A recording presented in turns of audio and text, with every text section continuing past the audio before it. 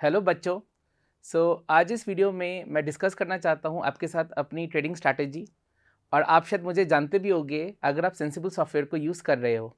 हाँ, मैं वही विकास वाड़ा हूं जो सेंसिबल पे टॉप पे आता रहता हूं। और अगर आप जैसे कि मेरी बैक साइड मेरी स्क्रीन पे देख रहा है, मेरा लास्ट 1 ईयर का profit it's somewhere close to 1,80,00,000। तो अगर आप भी यही मुनाफा कमाना चाहते हैं और मैं किन स्ट्रैटेजीज़ को यूज़ करता हूं, अगर वो स्ट्रैटेजीज़ आप जानना चाहते हैं तो आज की वीडियोस में मैं यही सब डिस्कस करने वाला हूं। मेरी स्ट्रैटेजी बहुत सिंपल है और मेरी स्ट्रैटेजी का नाम है व्हील स्ट्रैटेजी। व्हील स्ट्रैटेजी का मतलब क्या है अभी हम थोड़ी देर में देखेंगे, बट ये एक सिंपल स्ट्रैटेजी है जिसको फॉलो करके मैं क्या कर रहा हूँ, मैंने करोड़ों रुपए कमाए हैं और मैं चाहता हूँ आप भी करोड़ों रुपए कमाइए। स्टार्ट करते हैं कि मैं पूरा का पूरा ट्रेड कैसे लेता हूँ और कैसे मेरे हारने की प्रोबेबिलिटी क्या है। मेरे हारने की प्रोबेबिलिटी बहुत कम है। अगर मैं आपसे पूछूं एक ऐसा एसेट जो आपको लगता है आज तक कभी नहीं गिरा या गिरता है तो बहुत कम गिरता है, भले ही वो बड़े नहीं लेकिन वो गिरता बहुत कम है, तो ऐसा कौन सा एसेट आपके माइंड में आ रहा है? आई एम श्योर एक ऐसा एसेट, जब कोविड हुआ पूरी की पूरी मार्केट, प्रॉपर्टी मार्केट हो, शेयर मार्केट हो, कोई भी बाजार हो, सारा का सारा गिर रहा था, बट वो इकलौता एसेट कभी भी नहीं गिरा। रादर वो तो कोविड के टाइम और भी बढ़ गया था। तो उस एसेट का नाम है, that is going to be gold. हाँ, मैंने सही कहा। तो मैं सबसे पहला एसेट कौन सा बाय करता हूँ? मैं जो सबसे पहला एसेट बाय करता हूँ that is going to be gold. Gold की खासियत क्या है?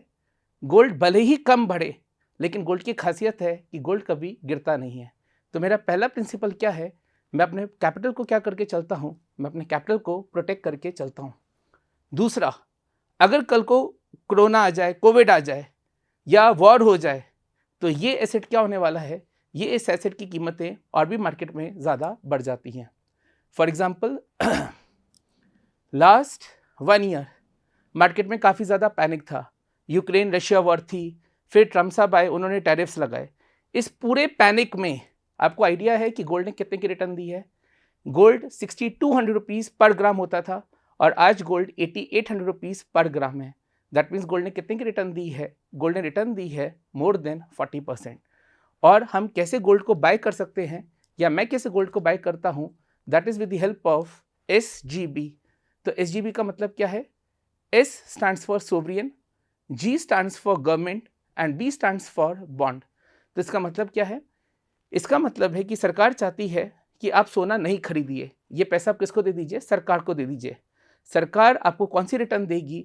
जितना सोना महंगा होता जाएगा सरकार आपको वो रिटर्न देने वाली है। अब एक बंदे ने कहा, मान के चलिए मुझे अपनी वाइफ को आज गोल्ड गिफ्ट करना है, आज करवा चौथ है या आज मेरी वेडिंग एनिवर्सरी है, तो मेरी वाइफ तो वो गोल्ड वेयर कर सकती है, वो SGB थोड़ी वेयर कर सकती है। तो सरकार ने कहा क्योंकि आप अपनी यूटिलिटी को फोरगो कर रहे हो, मैं आपको हर साल क्या देता हूँ? हर साल मैं आपको 2.5% का इंटरेस्ट भी देता हूँ। और थर्ड, सरकार ने क्या कहा? क्योंकि आप अपनी यूटिलिटी को फोरगो कर रहे हो, जितना सोना महंगा होगा इसके ऊपर जितना कैपिटल गेन होगा, वो कैपिटल गेन को मैं क्या कर दूंगा? कैपिटल गेन को एग्जेम्प्ट कर दूंगा। तो SGB के कितने एडवांटेजेस हैं? SGB के 3 एडवांटेजेस हैं। नंबर 1, जितना सोना महंगा होगा वो कीमत आपको पे करी जाएगी। इस सोने के ऊपर हम आपको कितना ब्याज देंगे? 2.5% का। और तीसरा है, ये पैसा सरकार के पास है और सरकार के लिए जितना सोना महंगा होगा उसके ऊपर हम आपसे कोई भी इनकम टैक्स नहीं लेने वाले। कैपिटल गेन क्या है? Capital gain exempt from income tax है।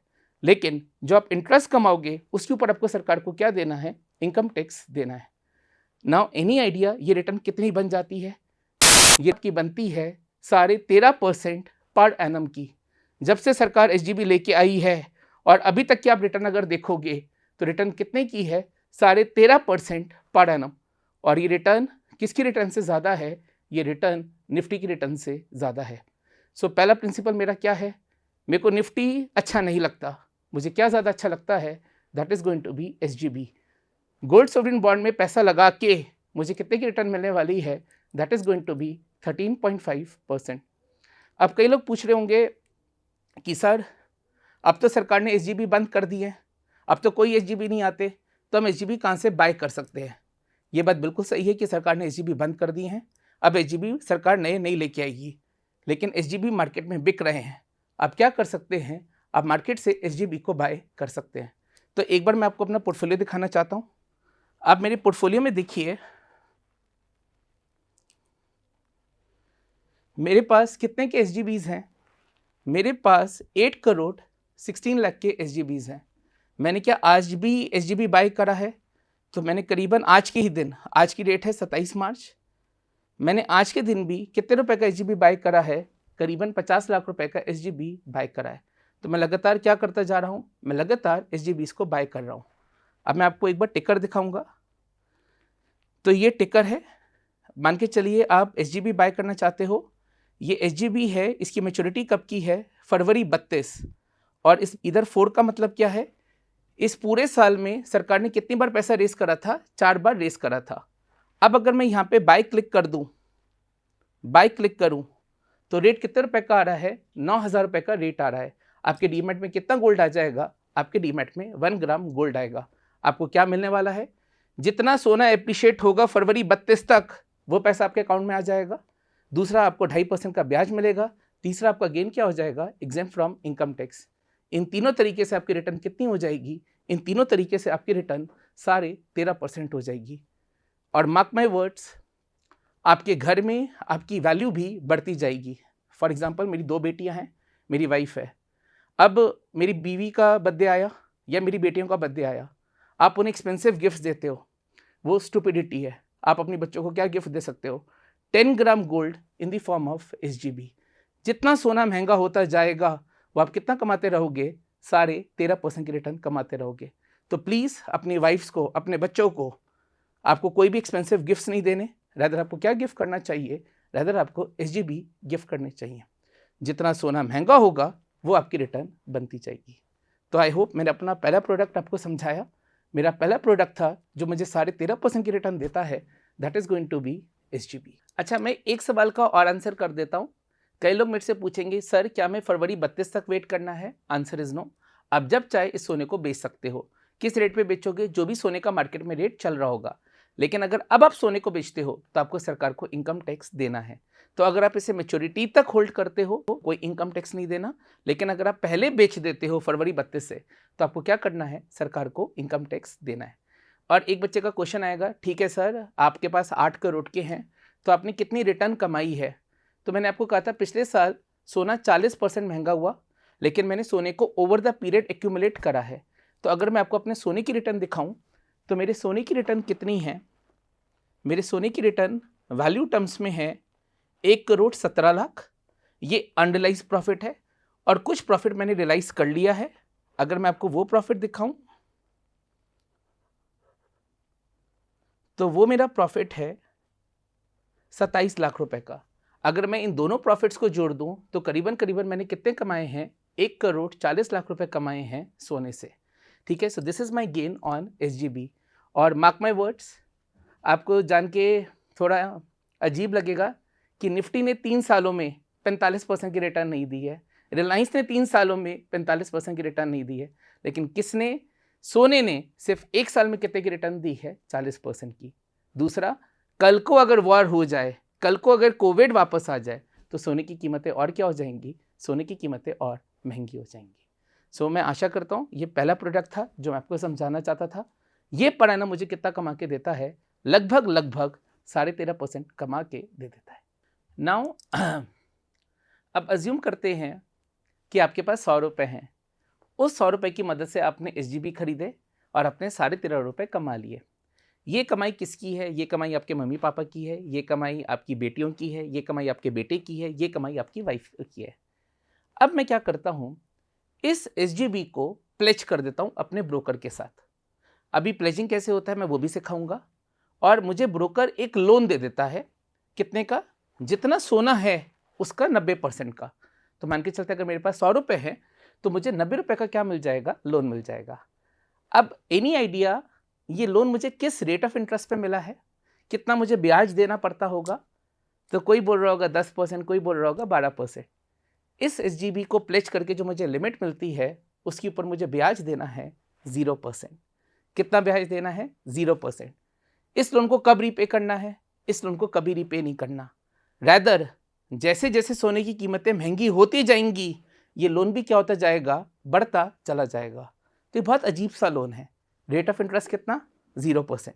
लोन कम नहीं होता, जैसे जैसे सोने की कीमतें बढ़ती जाएंगी लोन का अमाउंट भी क्या होता रहेगा? बढ़ता रहेगा। लेकिन इस पैसे को आप विड्रॉ नहीं कर सकते हो। इस पैसे की मदद से आप क्या कर सकते हो? ऑप्शन सेलिंग कर सकते हैं। तो आप ऑप्शन सेलिंग कर सकते हो, आप फ्यूचर को बाय कर सकते हो, आप फ्यूचर्स को सेल कर सकते हो। आपको ऑप्शंस बाइंग भी अलाउड नहीं है, स्टॉक्स भी आप बाय नहीं कर सकते। तो अब मैं क्या करूंगा, जो 100 रुपए का मैंने सोना खरीदा इसे प्लेज करूंगा, 90 रुपए का लोन मिलेगा। उस 90 रुपए की मदद से मैं क्या करूंगा? ऑप्शन सेलिंग करूंगा। एंड एनी आइडिया, अब इस 90 रुपए के ऊपर मैं कितने की रिटर्न जनरेट करूंगा? 24% की रिटर्न जनरेट करूंगा। पर एनम कितने की रिटर्न जनरेट करूंगा? 24% की। मेरी टोटल रिटर्न कितने की आ जाएगी? मेरी टोटल रिटर्न आएगी 33% पर एनम। और मेरी जीतने की प्रोबेबिलिटी कितनी होगी? मेरी जीतने की प्रोबेबिलिटी होगी ओवर 90%। तो लोग शेयर मार्केट में पैसा हारते क्यों हैं? इसलिए हारते हैं क्योंकि वो बहुत जल्दी बहुत ज़्यादा पैसा कमाना चाहते हैं। मेरी स्ट्रैटेजी में पैसा बहुत जल्दी नहीं बनेगा। हर साल आप कितना कमाओगे? 33%, but what is important, with a probability of over 90%। तो आपकी जीतने की संभावना कितनी है? मोर देन 90 है। अधिकतर लोग शेयर मार्केट को क्या बोलते हैं? गैम्बलिंग मार्केट, सट्टा मार्केट। अगर आपकी जीतने की प्रोबेबिलिटी मोर देन 90 है तो क्या आप इसे सट्टा मार्केट कहोगे? Answer is no. मैं प्रूफ करूंगा कैसे आपकी जीतने की प्रोबेबिलिटी भी 90% से ज़्यादा है। तो एक बार चेक करते हैं मैंने क्या क्या बातें कंक्लूड करी। सबसे पहले आपने SGB बाय करा 100 रुपए का, यह आपको कितने की रिटर्न कमा के देगा? 13.5% की। तो एक साल के अंदर आपने कितने रुपए कमाए? 13.5 रुपए कमाए। दूसरा, इस SGB को मैं प्लेज करूंगा, मुझे लिमिट मिलेगी। लिमिट कितने रुपए की मिलेगी? 90 रुपए की। इसके ऊपर मैं कितना कमाना चाहूंगा? 24%। तो अगर मैं 24% निकालूं 90 का, तो ये हो जाता है 21.6। अगर मैं दोनों को ऐड कर दूं, ये रिटर्न आ जाती है ओवर 35%। और मैंने कितने रुपए लगाए हैं? मैंने मात्र 100 रुपए लगाए हैं। आपकी रिटर्न कितनी आएगी? आपकी रिटर्न आएगी 35% की। अब बच्चे ने कहा सर ये प्लेज कैसे करा जाता है, एक बार ये समझ लेते हैं। तो जिस दिन आप सोने को बाय करोगे, जैसे कि मैं दिखा देता हूँ, मेरे पास आज सोना कितने रुपए का है? 8 करोड़ 16 लाख का है। इसका 90% कितना होता है? तो 8 करोड़ 16 लाख का 90% होता है 7 करोड़ 34 लाख, 7 करोड़ 34 लाख। पहले चेक करिए, क्या मुझे एक लिमिट मिली है लगभग 7 करोड़ 34 लाख की? नीचे देखिए एक लिमिट आ रही है कोलेट्रल लिक्विड फंड। तो मुझे मेरे ब्रोकर ने कितने की लिमिट दे दी? 7 करोड़ 32 लाख की लिमिट दे दी। ये लिमिट कितनी है? जितना सोना है उसका 90% उसने मुझे लोन दे दिया। इसको प्लेज कैसे करा जाता है? तो मुझे बाकी ब्रोकर्स का तो आइडिया नहीं है, लेकिन मुझे जीरोधा का आइडिया है, तो मैं आपको जीरोधा के अकॉर्डिंग बता देता हूँ। आज आप देखिए, मैंने SGB बाय करे 532 क्वांटिटी। अब कल, आज आपने बाय कर लिया, कल के दिन आपको क्या करना है? आपको कंसोल ओपन करना है। जैसे आप कंसोल को ओपन करोगे, आप जाओगे पोर्टफोलियो पे, पोर्टफोलियो के अंदर आप जाओगे होल्डिंग्स पे। अब आप क्या करोगे? इन 3 डॉट्स के ऊपर क्लिक करोगे। जैसे ही आप 3 डॉट्स के ऊपर क्लिक करोगे, वो आपको दिखाएगा प्लेज फॉर मार्जिन। अभी तो देखिए मेरी सारी क्वांटिटीज के आगे लॉक लगा हुआ है। लॉक का मतलब है मेरी सारी की सारी क्वांटिटीज प्लेज्ड हैं। जो मैंने आज 532 ग्राम खरीदा है, इसको मैं कब प्लेज कर सकता हूं? इसको मैं कल प्लेज कर सकता हूं। तो यहां पे मैं करूंगा प्लेज फॉर मार्जिन। यहां पे एक विंडो आएगी, अभी तो नहीं आ रही है, लेकिन कल एक विंडो आएगी। उस विंडो के ऊपर मैं टिक करूंगा। आपके जीमेल अकाउंट में एक पासवर्ड आएगा, आप उस पासवर्ड को डाल दोगे और क्वांटिटीज क्या हो जाएंगी? प्लेज हो जाएंगी। अब आपको लिमिट कब से मिलेगी? अगले दिन से आपको क्या मिल जाएगी? लिमिट मिल जाएगी। तो मान के चलते हैं आज सोमवार का दिन है, आज आपने SGB बाय करे, मंगलवार को आप SGB को प्लेज करोगे और लिमिट कब मिल जाएगी? लिमिट बुधवार को मिल जाएगी। आपको लोन वगैरह कुछ भी वापस नहीं करना है, आपको क्या एक लोन मिलेगा 0% रेट ऑफ इंटरेस्ट पे। इसकी मदद से हमें करनी है ऑप्शन सेलिंग, जब हमारे जीतने के चांसेस कितने हैं, मोर देन 90%। और मेरी कंबाइंड रिटर्न कितने की आ जाएगी, मेरी कंबाइंड रिटर्न आ जाएगी 35 रुपीज़ की।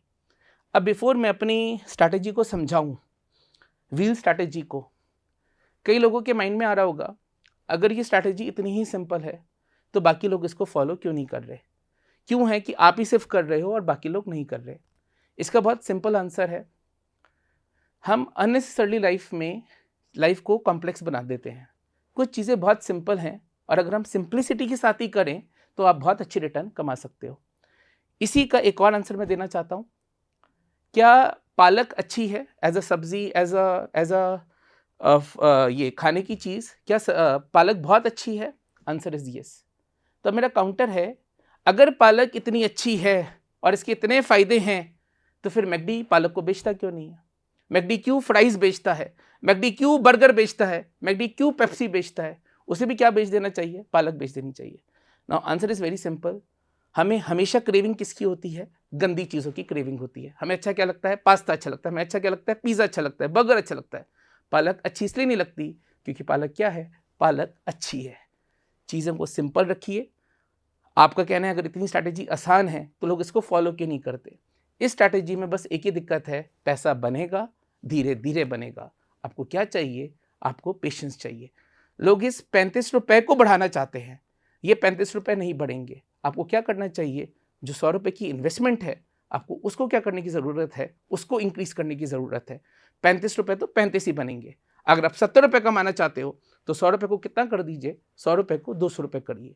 आप क्या करते हो? 100 रुपए लगाना चाहते हो, कमाना कितना चाहते हो? 70 रुपए। तो वो पॉसिबल नहीं है। सो अब मैं एज्यूम करता हूँ कि आपको अभी तक समझ आया और हमने एसजीबी को प्लेज कर दिए, आपको 90 रुपए की लिमिट मिल गई और अब हमें करनी है ऑप्शन सेलिंग।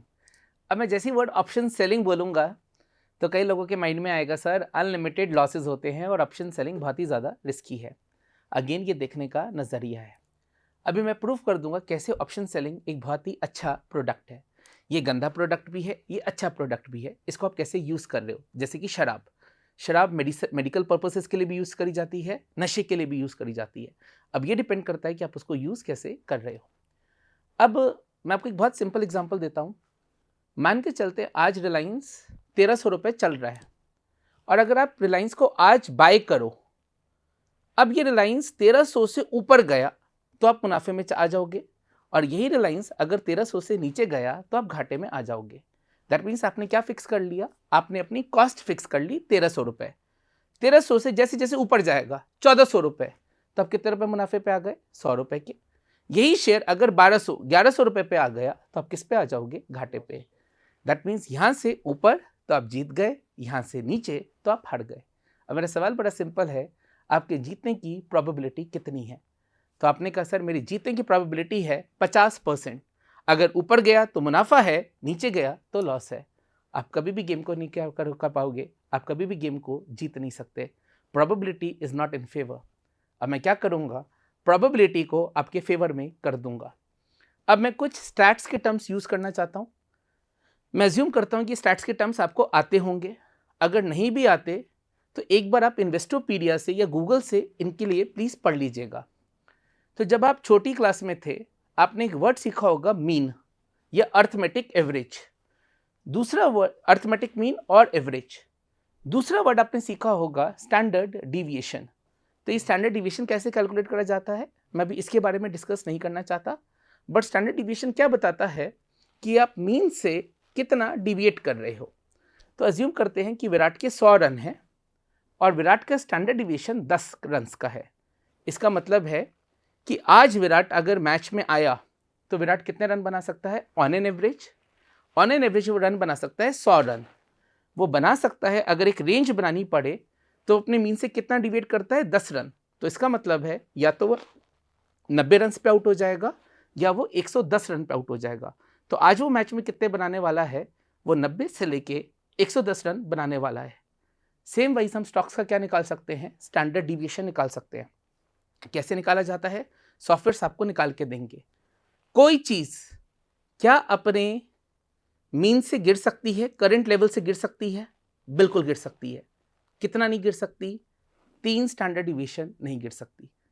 कोई चीज़ अपने करंट लेवल से गिर सकती है, बिल्कुल गिर सकती है, लेकिन कितना नहीं गिरती? 3 स्टैंडर्ड डिविएशन नहीं गिरती। कोई चीज़ अपने करंट लेवल से बढ़ सकती है, बिल्कुल बढ़ सकती है, कितना नहीं बढ़ती? 3 स्टैंडर्ड डिविएशन नहीं बढ़ती। तो अभी मैं कुछ फॉर्मूलेज यूज़ करूँगा। अज्यूम करिए ये फॉर्मूलेज आपको आते हैं, मैं कुछ कैलकुलेशंस के ऊपर फोकस करना चाहता हूँ। तो एक एग्जांपल लेते हैं। मैंने कहा विराट का मीन कितना? तो आपने कहा विराट का मीन है 100 रन्स। इसका मतलब on an average Virat her match में कितने रन बनाता है? 100 रन बना देता है। फिर मैंने कहा विराट अपने मीन से कितना डिविएट करता है? विराट का स्टैंडर्ड डिविएशन है 10 रन्स। तो बच्चे ने कहा आज के मैच में विराट क्या प्रोबेबिलिटी कितने रन बनाएगा? तो इसकी प्रोबेबिलिटी है 90 से लेके 110 रन। या तो वो मीन से 10 ज़्यादा बनाएगा या वो मीन से 10 कम बनाएगा। इसकी प्रोबेबिलिटी कितनी है? तो इसकी प्रोबेबिलिटी मुझे अभी नहीं पता, बट इसकी probability should be more than 50%। इसकी प्रोबेबिलिटी, इसकी संभावना should be more than 50%। Same wise क्या विराट मरे से मरा कितने रन बनाएगा? विराट मरे से मरा 3 स्टैंडर्ड डिविएशन, मरे से मरा भी कितने रन बनाएगा? 70 रन बनाएगा। और विराट कितनी भी अच्छी फॉर्म में हो, विराट कितने से ज़्यादा रन नहीं बना सकता? विराट 3 स्टैंडर्ड डिविएशन से ज़्यादा रन नहीं बना सकता। अब रेंज कितनी आई? 70 से लेके 130 तक। विराट इसके बीच रन बनाएगा। इसकी प्रोबेबिलिटी कितनी है? इसकी प्रोबेबिलिटी है 90%। नेक्स्ट, विराट बनाएगा 70 से 130। इसकी प्रोबेबिलिटी कितनी है? इसकी प्रोबेबिलिटी है 90। विराट 130 से ज़्यादा बनाएगा। इसकी प्रोबेबिलिटी कितनी है? 5। विराट 70 से कम बनाएगा। इसकी प्रोबेबिलिटी कितनी है? इसकी प्रोबेबिलिटी है 5। सो प्रोबेबिलिटी का गेम क्या है? आप अपने मीन से ज़्यादा बना सकते हो। कितना ज़्यादा बना सकते हो? सिर्फ 3 स्टैंडर्ड डिविएशन। आप अपने करंट लेवल से गिर सकते हो। कितना गिर सकते हो? 3 स्टैंडर्ड डिविएशन। आप इसी के बीच रहोगे। इसकी प्रोबेबिलिटी कितनी है? इसकी प्रोबेबिलिटी है 90%। इसकी प्रोबेबिलिटी कितनी है? 90%। मैं इसी मैजिकल नंबर को क्या करता हूँ? यूज़ करता हूँ। अब ध्यान से देखिएगा, व्हाट इज द प्रोबेबिलिटी कि विराट रन बनाएगा more than 70? What is the probability कि विराट रन बनाएगा मोर देन 70? इसकी प्रोबेबिलिटी है 95%। मैं इसी कॉन्सेप्ट को क्या करता हूँ? यूज़ करता हूँ। क्या विराट अपने एवरेज से गिर सकता है? बिल्कुल गिर सकता है। कितना नहीं गिरता? 3 स्टैंडर्ड डिविएशन नहीं गिरता। इसके चांसेस कितने हैं? इसके चांसेस हैं 95%। इस सिंपल कॉन्सेप्ट को मैं क्या करता हूँ? इस सिंपल कॉन्सेप्ट को मैं रियल लाइफ में यूज़ करता हूँ। एक बार देखते हैं कि रिलायंस का करंट लेवल कितना है।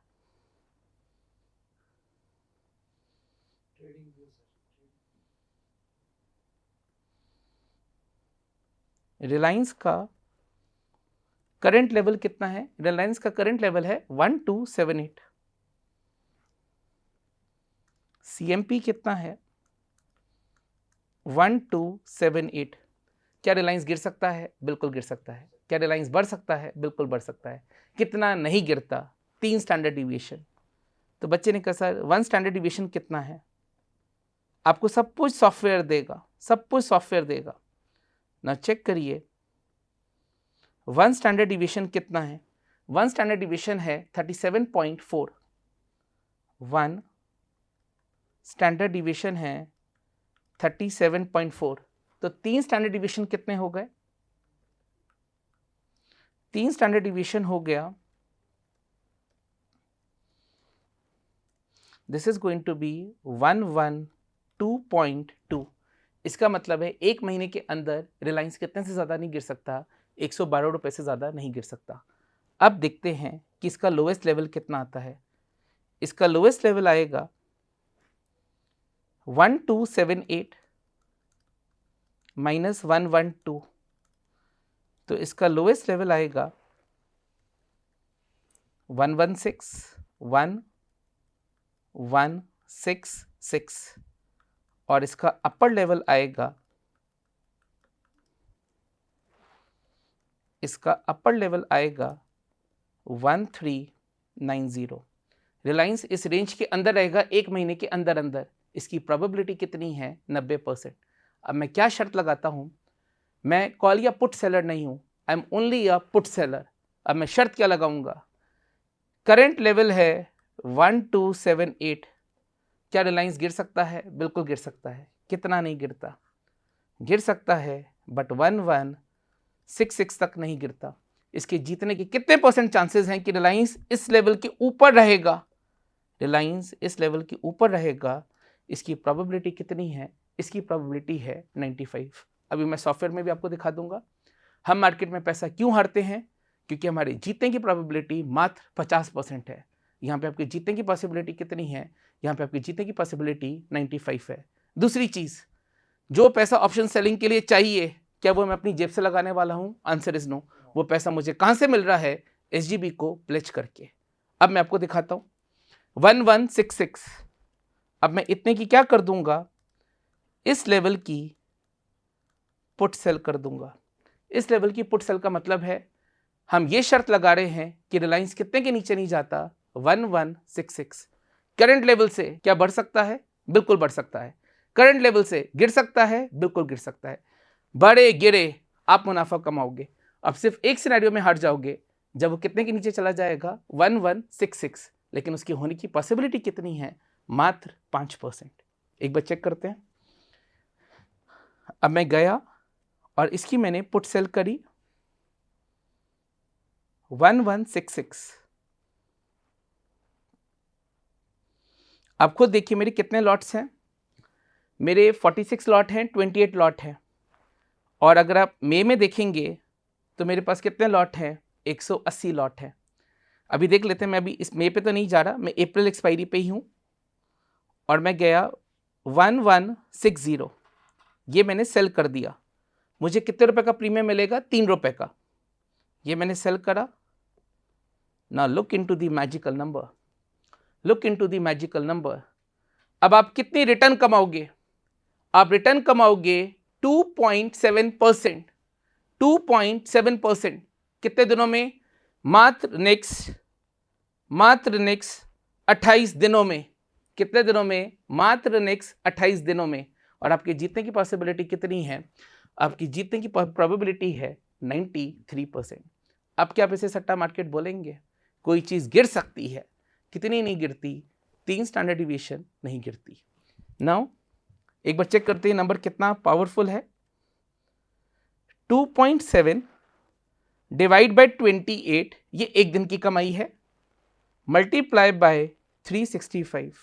अगर मैं इसको एक्सट्रापोलेट करूं तो आपकी रिटर्न कितनी बन जाती है? खाली ऑप्शन सेलिंग से आपकी रिटर्न बनती है 35% की, विद अ प्रोबेबिलिटी ऑफ 93। किसी ने कहा सर मैं इस प्रोबेबिलिटी को बढ़ाना चाहता हूं। मैं इस प्रोबेबिलिटी को और भी बढ़ा सकता हूं। अभी आपने शर्त कितनी लगाई है? गिर सकता है। कितना नहीं गिरता? 1160। कोई कहता है सर 93 की प्रोबेबिलिटी भी कम है। अब मैं अगली शर्त लगाता हूं, रिलायंस गिर सकता है। कितना नहीं गिरता? 1100 नहीं गिरता। गिर सकता है। कितना नहीं गिरता? 1100 नहीं गिरता। चेक करिए रिटर्न कितने की बन रही है? 2.1% की रिटर्न बन रही है विद अ प्रोबेबिलिटी ऑफ 96। क्या अब आप इसे सट्टा मार्केट बोलेंगे? Answer is no. So why we are losing money? आपको डरा क्या चीज रही है? आपको एक ही चीज डरा रही है कि सर लॉसेस क्या हैं? लॉसेस अनलिमिटेड हैं। आप ये क्यों नहीं देख रहे उस अनलिमिटेड लॉस की होने की पॉसिबिलिटी कितनी है? उस अनलिमिटेड लॉस की होने की पॉसिबिलिटी मात्र 4% है। इस अनलिमिटेड लॉस को भी क्या मैं लिमिट कर सकता हूं? Answer is yes. वो मैं आगे बताऊंगा। लेकिन अभी के लिए आपको क्या चीज डरा रही है? आपको सिर्फ एक चीज डरा रही है कि लॉसेस अनलिमिटेड हैं, बट उस अनलिमिटेड लॉस की होने की पॉसिबिलिटी कितनी है? That is going to be 4% only. दूसरा, आप कब हारोगे? जब रिलायंस 1100 के लेवल को तोड़ेगा तो आप हारोगे। कितने रुपए हारोगे? जितना वो 1100 के नीचे जाएगा। तो इस चीज की होने की पॉसिबिलिटी बहुत कम है। तो आप कितने रुपए कमा रहे हो? 2%। कितने दिनों का? 28 दिनों का, विद अ प्रोबेबिलिटी ऑफ 96। तो मुझे नहीं लगता कि अब हमें से क्या कहना चाहिए, अब हमें से शेयर मार्केट, अब हमें से गैम्बलिंग मार्केट कहना चाहिए।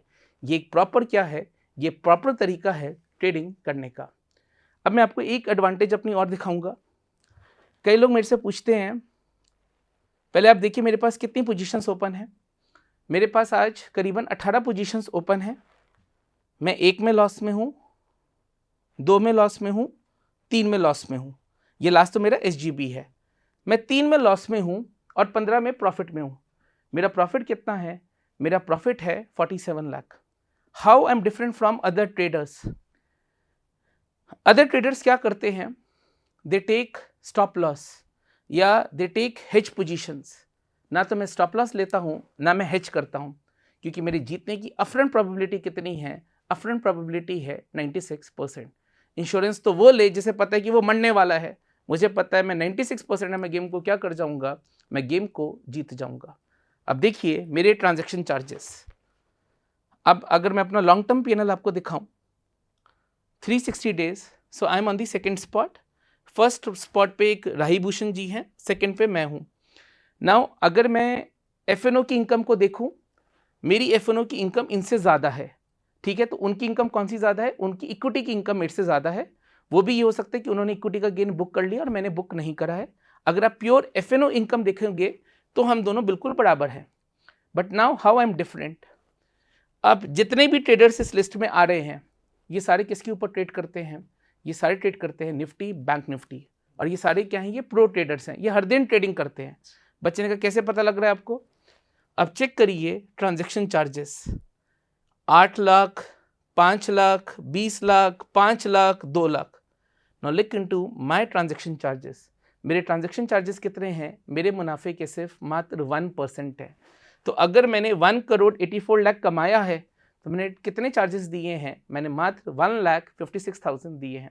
मेरे चार्जेस क्या हैं? It is going to be less than 1% of my profit.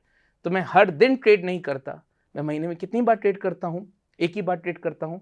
But मेरा कॉन्फिडेंस लेवल क्या होता है? मेरा कॉन्फिडेंस लेवल काफ़ी ज़्यादा है। तो अभी मैंने आपको सिर्फ एक लेवल निकालना सिखाया है।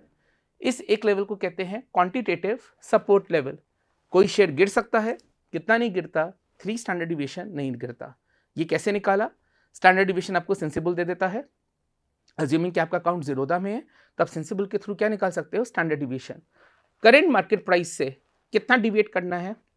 -3 स्टैंडर्ड डिविएशन। आपकी जीतने की पॉसिबिलिटी कितनी है?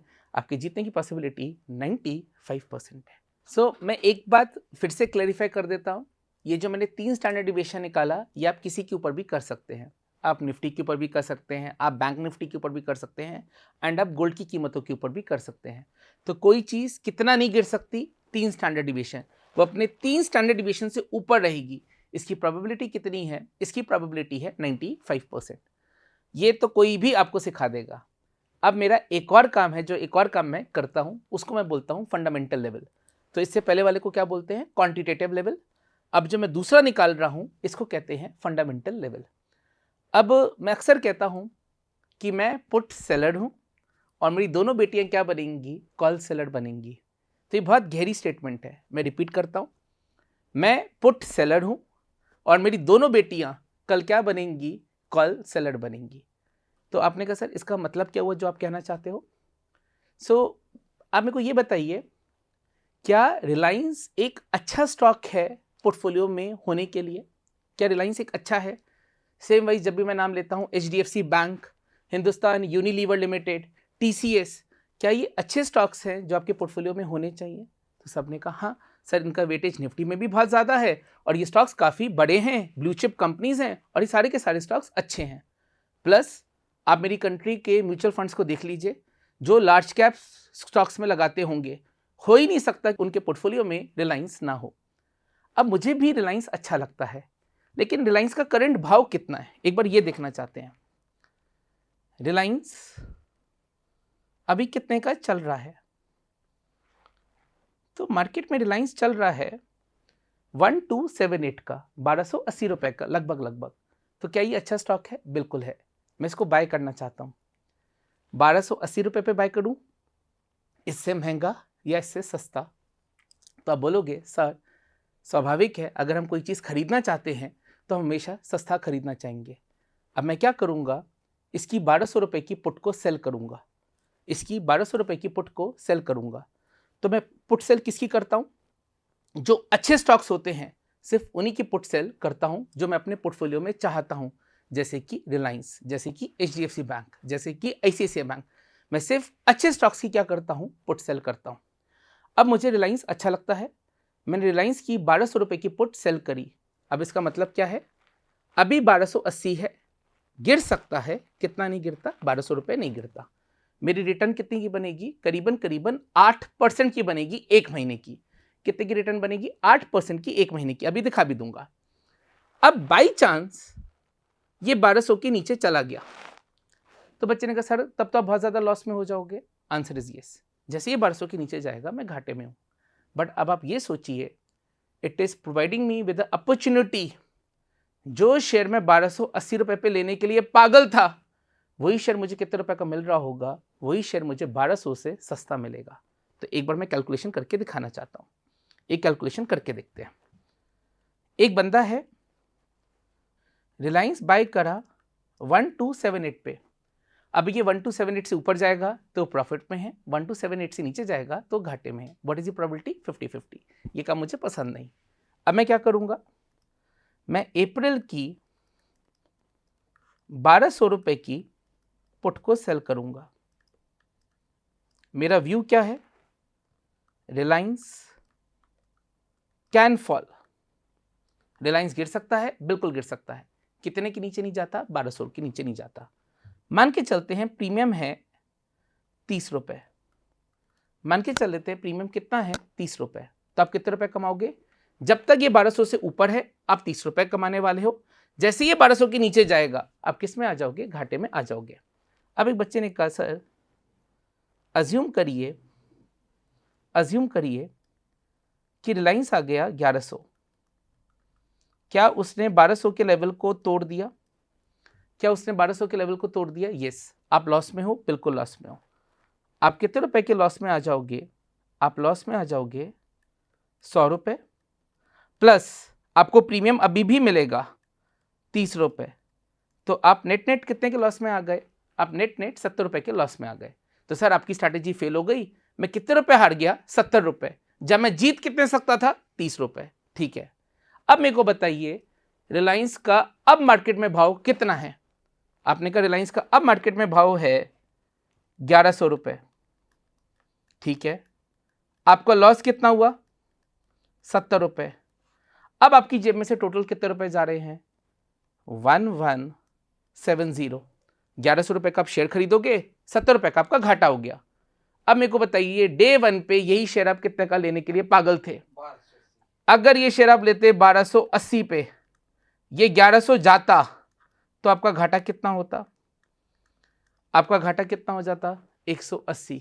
180 मेरी स्ट्रैटेजी के थ्रू अब वो 1100 है, आपका घाटा कितना हुआ, आपका घाटा हुआ 70। तो पहली बात कि आपका घाटा कम हो रहा है, आंसर इज यस। अब आप देखिए आपकी टोटल कॉस्ट कितनी पड़ रही है। जिस शेयर को आप 1280 पे लेने के लिए पागल थे, वही शेयर आज आपको कितने रुपए का मिल रहा है, वही शेयर आज आपको 1170 का मिल रहा है। वही शेयर आज आपको एक अपॉर्चुनिटी दे रहा है कि आप उसको 1100 रुपए का खरीदो, 70 रुपए का आपका घाटा है, आपकी टोटल कॉस्ट कितने रुपए की आ रही है, 1170। डे 1 पे इसे आप कितने का खरीदना चाहते थे, 1280 का, यही शेयर आपको कितने का मिल रहा है, 1170 का। तो ये देखने का नज़रिया है। मैंने कहा मुझे रिलायंस अच्छा लगता है, 1280 पे नहीं, रिलायंस मुझे अच्छा लगता है 1170 पे। अब ये 1170 से जितना नीचे जाएगा वो मेरा लॉस है, 1170 से जितना ऊपर जाएगा वो मेरा प्रॉफिट है। अब मैं आपको सिखाना चाहता हूँ कि कैसे मैं फंडामेंटल लेवल निकालता हूँ कि शेयर इसके नीचे नहीं जा सकता। क्वांटिटेटिव लेवल तो निकाल दिया कि 3 स्टैंडर्ड डिविएशन से नीचे नहीं जा सकता। अब मैं आपको फंडामेंटल लेवल भी निकालना सिखाऊंगा। बट मेरा व्यू क्या है, मेरा व्यू है मुझे रिलायंस अच्छा लगता है, लेकिन मुझे रिलायंस कितने रुपए पे अच्छा लगता है, 1170 पे। मुझे रिलायंस कितने पे अच्छा नहीं लगता, 1200 से 1280 पे मुझे रिलायंस अच्छा नहीं लगता। अगर मैं 1280 पे खरीदूंगा और ये अगर 1100 जाएगा तो मेरा घाटा कितना हो जाएगा 180। मेरी स्ट्रैटेजी के थ्रू घाटा कितना होगा 70 रुपए। Am I clear? तो पुट सेल में पहली बात, आपको अच्छे शेयर मिलते हैं सस्ते भाव पे, या तो आप जीतोगे या आप हारोगे। अगर आप हार गए तो वही शेयर जिसको आप 1280 पे खरीदना चाहते हो वो शेयर आपको कितने का मिल जाएगा 1170 पे। अब मैं एक और इंपॉर्टेंट लेवल पे आना चाहता हूं कि सर आप कैसे आइडेंटिफाई करते हो कि कौन सी पुट आपको सेल करनी है। तो एक तरीका था क्वांटिटेटिव, दूसरा लेवल है फंडामेंटल। अब देखते हैं फंडामेंटल लेवल में कैसे निकालता हूं। Now for that I use a software जिसका नाम है कैपिटल IQ। और अगर मैं इस सॉफ्टवेयर में जाऊं और अगर मैं रिलायंस के बारे में सर्च करूं तो रिलायंस का लास्ट 12 मंथ EPS कितना है, अर्निंग पर शेयर कितना है 51.13। तो ये नंबर मैं नोट करता हूं। रिलायंस का EPS कितना है, रिलायंस का EPS है 51.13।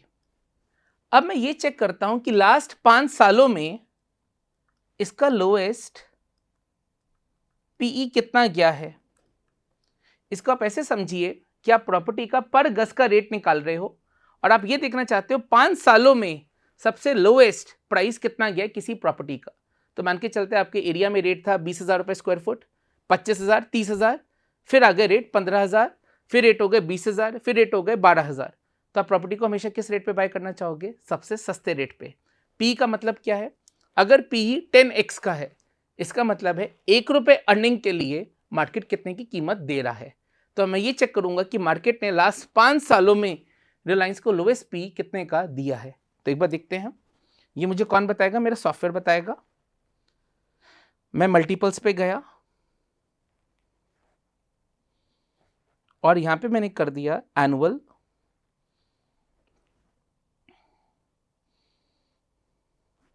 नाउ अब ये देखिए लो, इस साल को इग्नोर कर दीजिए, कोविड का ईयर है। लास्ट 5 सालों में चेक करिए कि मार्केट ने इसको लोएस्ट पी कितने का दिया है। मार्केट ने जिसको लोएस्ट पी दिया है वो दिया है 22.45।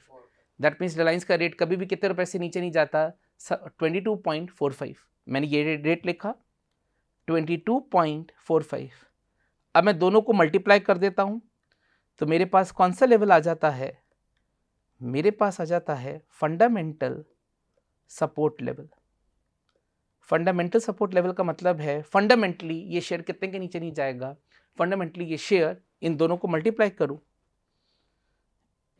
मल्टीप्लाई करूं, तो फंडामेंटली ये शेयर कितने के नीचे नहीं जा सकता, फंडामेंटली ये शेयर 1150 के नीचे नहीं जा सकता।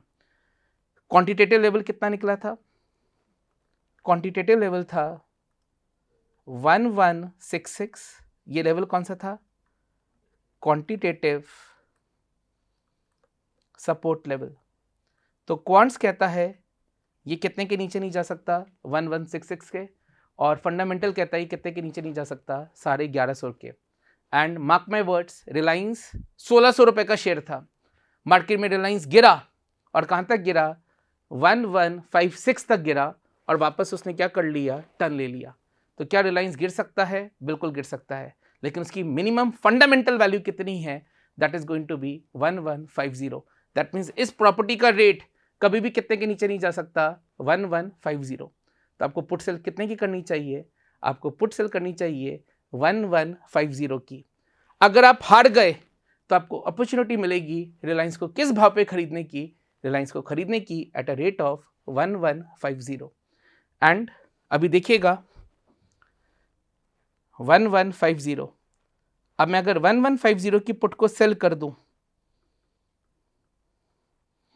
मेरी रिटर्न कितनी है, मेरी रिटर्न है 2.7% विद द प्रोबेबिलिटी ऑफ 94। और अगर आप गलत हो भी गए तो आपको रिलायंस कितने के भाव पे मिल जाएगा, 1150 के भाव पे मिल जाएगा, जिसको आज आप कितने पे खरीदना चाहते हो, 1280 के भाव पे।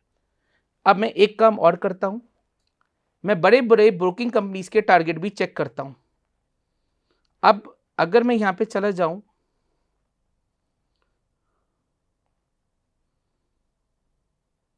CIQ एस्टिमेट्स में, तो इसको कितनी ब्रोकिंग कंपनीज ने कवर करा है? 34। JP Morgan, Morgan Stanley, Motilal Oswal, कितनी कंपनीज ने कवर करा है? 34 कंपनी ने कवर करा है। चेक करिए इसका मिनिमम टारगेट कितना है। इसका मिनिमम टारगेट है 1300 रुपए। तो आप उनका मिनिमम टारगेट, बड़ी बड़ी कंपनियों का टारगेट है 1300, रिलायंस 1300 आ जाएगा मिनिमम टारगेट, आप उसको कितने रुपए पे बाय कर रहे हो? 1150। तो क्या अब इसे आप सट्टा मार्केट कहेंगे? मुझे नहीं लगता।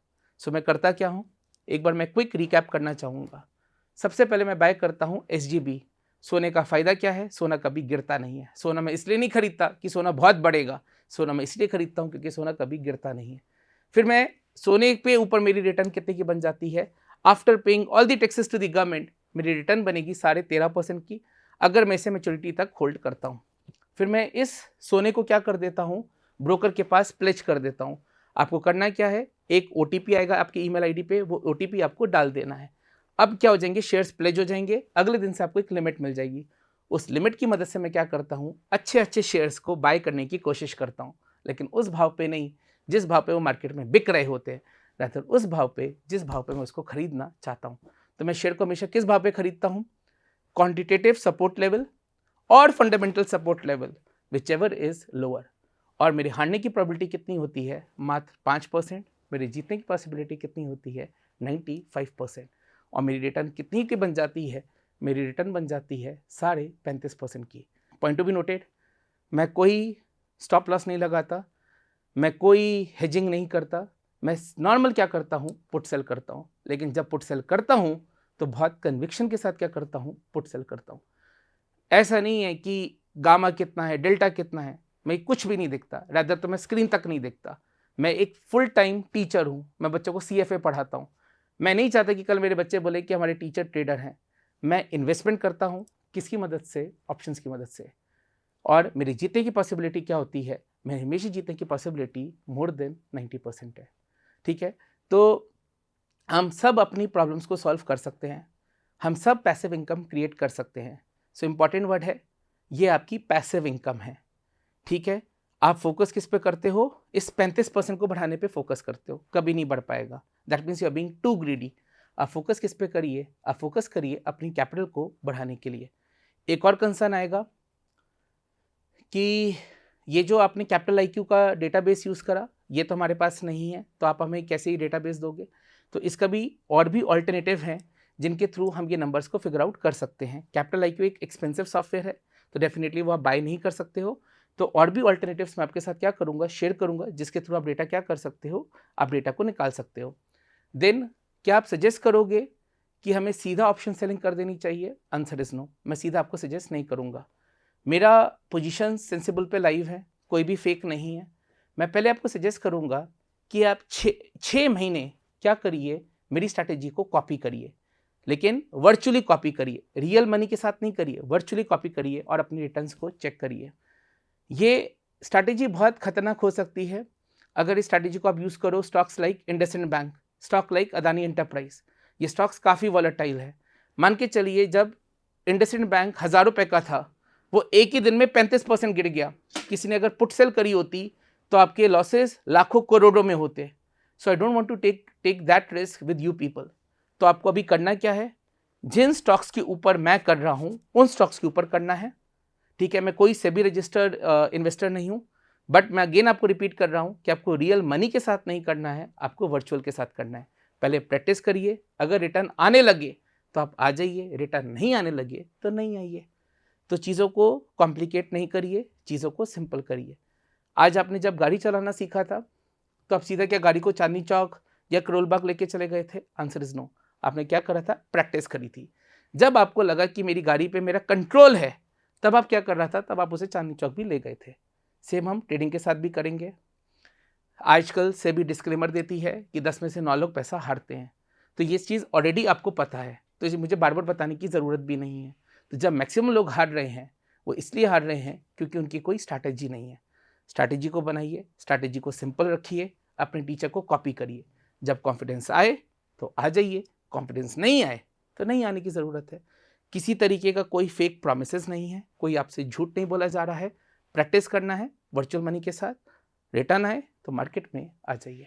अब मैं आपका एक डाउट और लेना चाहता हूँ। सर आपने एक बात ये कही थी कि आपके बच्चे कॉल सेलर बनेंगे, तो वो आपने क्यों कहा था? तो मैं पुट सेलर हूँ, मैं शेयर्स को बाय करना चाहता हूँ लोवेस्ट कीमतों पे, सस्ते भाव पे शेयर को बाय करना चाहता हूँ।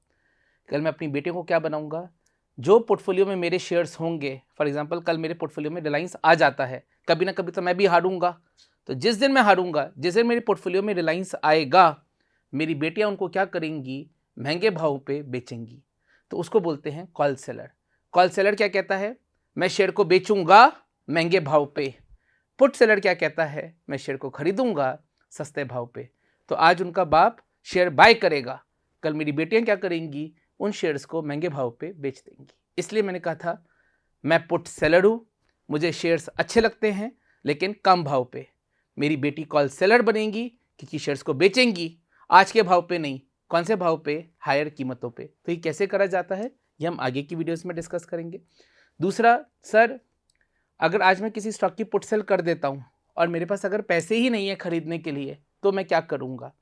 तो मैं तब क्या करता, तब हम शेयर्स को बाय करते हैं with the help of leverage या with the help of futures. ये थोड़ा सा रिस्की हो जाता है, बट मान के चलते हैं अब आपको 100 शेयर्स खरीदने हैं और शेयर का भाव है 1 रुपये और आपके पास 100 रुपये नहीं है, तो आपको शेयर्स को अब कैसे बाय करना पड़ेगा, with the help of futures. आपको कितने रुपए देने पड़ेंगे, मात्र 20 रुपये, और 80 रुपये को आप क्या कर लेते हो, 80 रुपये का लोन ले लेते हो।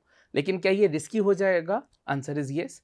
मैं उन्हीं स्टॉक्स की पुट सेल करता हूँ जिनको मैं अपने पोर्टफोलियो में चाहता हूँ, और हाँ उतना पैसा मेरे पास होता है, ठीक है। बट अगेन अगर आपके पास उतना पैसा नहीं है और आप स्टॉक्स और पुट को सेल कर रहे हो, then you can buy with the help of futures as well. So I hope ये वीडियो काफ़ी बड़ा हुआ, आई होप आपको वीडियो अच्छा लगा होगा, और भी बहुत सारी बातें अगर आप मेरे से चाहते हैं कि मैं क्लेरिफाई करूं, so I am there to help you out. But point to be noted, strategies बहुत सिंपल है। 24 आवर्स आपको स्क्रीन के सामने बैठने की ज़रूरत नहीं है, इसको सिर्फ पैसिव इनकम की तरह ही लीजिएगा। जो भी काम आप कर रहे हो आपको हार्डवर्क करते रहना है। मैं आपको जान के हैरानी होगी, मैं हर दिन करीबन 6 घंटे पढ़ाता हूँ, सैटरडे संडे 12 घंटे पढ़ाता हूँ। अगर ये इनकम इतनी सस्टेनेबल है और इतनी ईजी है तो मैं भी सारा काम छोड़ के यहीं पे बैठ जाता। मैं अपना रेगुलर काम भी कर रहा हूँ, पैसे अर्न करता हूँ और इस मार्केट में लगाता जा रहा हूँ। आज लोग क्या सोच रहे हैं, शेयर मार्केट एक जरिया है पैसा कमाने का, गलत है। शेयर मार्केट एक जरिया है अपनी वेल्थ को क्रिएट करने का। तो अगर आप सोचोगे कि मेरे को यहाँ से हर महीने कुछ ना कुछ तो निकालना है, आप सक्सेसफुल नहीं बन पाओगे। आप अपना मेन काम करते रहिए, कल को घाटे भी होते हैं तो मेन इनकम से कवर हो जाएंगे, और अगर मेन बिजनेस में प्रॉफिट होता है तो यहाँ पे डालते रहिए। मैं फुल टाइम टीचर हूँ और अपने आप को टीचर ही बुलाना चाहूँगा। मैं खुद को ट्रेडर बुलाने में मुझे कोई भी गर्व नहीं है और ना ही मैं ट्रेडर हूँ, ठीक है। तो इस सिंप्लिसिटी के साथ आई होप आप अपनी स्ट्रैटेजीज को बनाएंगे, मेरे को कॉपी करेंगे वर्चुअली और अपने गेंस को देखेंगे, ठीक है। चलिए, थैंक यू।